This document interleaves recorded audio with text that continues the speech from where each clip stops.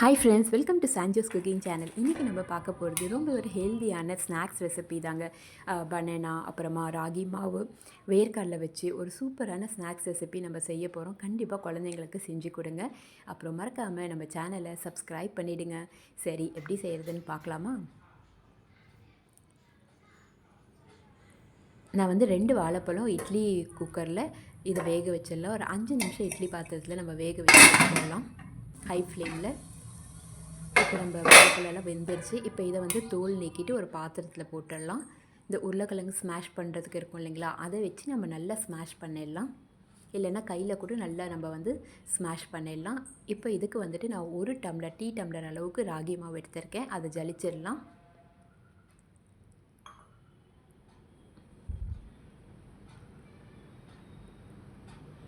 இப்போ நம்ம இதை நல்லா கலந்து விட்டுடலாம். சப்பாத்தி மாவுக்கு மாவு பிசையும் இல்லையா, அதே மாதிரி நம்ம இதை நல்லா கலந்து விட்டுடலாம். தண்ணி எதுவுமே சேர்க்காம ஒரு டஃப் மாதிரி நம்ம கொண்டு வந்துடலாம்.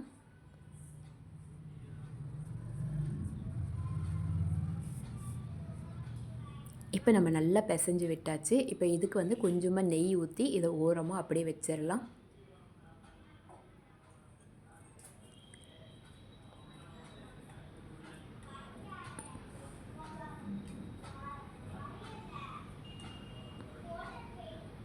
இப்போது அதே டீ டம்ளரில் ஒரு டம்ளர் அளவுக்கு நான் வேர்க்கடலை எடுத்திருக்கேன்.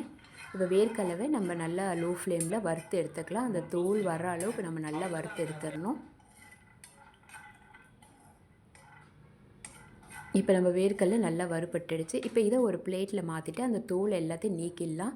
நான் வந்து இந்த சப்பாத்தி மாவு தேய்ப்போம் இல்லைங்களா, அந்த கட்டையை வச்சு நல்லா ரோல் பண்ணேன்னா அந்த மேலே வேர்க்கடலை மேலே இருக்க தோலெல்லாம் வந்துடும். அப்புறம் இந்த ஜல்லி வடையெல்லாம் எடுக்குவோம் இல்லைங்களா, அந்த கரண்டியில் இதில் ஜலிச்சு எடுத்துருவேன். ஸோ ஈஸியாக வேலை முடிஞ்சிடும். இப்போ வந்து நம்ம இது தனியாக எடுத்துகிட்டு ஒரு மிக்ஸி ஜாரில் போட்டுடலாம்.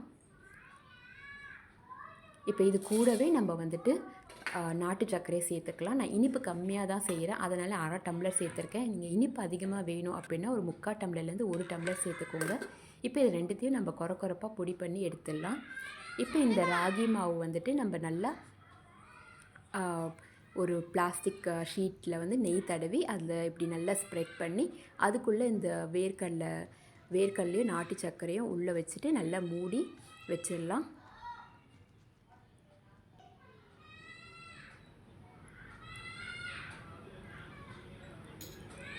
இப்போ இதை நல்லா க்ளோஸ் பண்ணிடலாம்.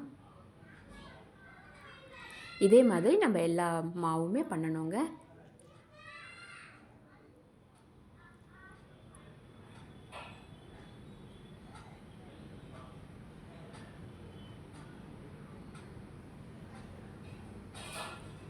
இது வந்து கையாலே நீங்கள் பண்ணுங்கள். இந்த மாதிரி மெலிசாக பண்ணிட்டு அது உடையாத அளவுக்கு நல்லா நீங்கள் ஸ்ப்ரெட் பண்ணி நடுவில் வந்து அந்த பூர்ணத்தை நம்ம வச்சிடலாம்.